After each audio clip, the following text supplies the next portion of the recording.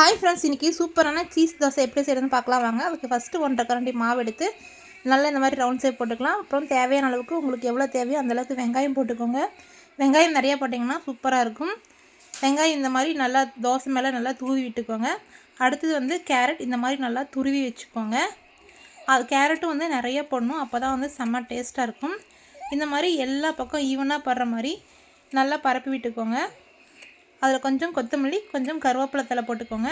கொத்தமல்லி தழை கொஞ்சம் நிறைய போட்டிங்கன்னா இன்னும் டேஸ்ட் அதிகமாக இருக்கும். இப்போது தேவையான கொஞ்சமாக எண்ணெய் ஊற்றிக்கலாம். அடுப்பு வந்து சிம்லேயே வச்சுக்கோங்க, அப்போ தான் வந்து தோசை கருகாமல் இருக்கும். இது கூட கொஞ்சமாக பெப்பர் போட்டுக்கலாம்.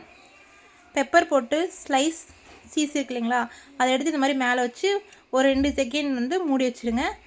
அதுக்கப்புறம் நல்லா மெல்ட் ஆனதுக்கப்புறம் எடுத்து தட்டுக்கு மாற்றி சாப்பிட்டீங்க அப்படின்னா சூப்பரான சுவையான சீஸ் தோசை ரெடி ஆகிடும். வாங்க சாப்பிட்லாம்.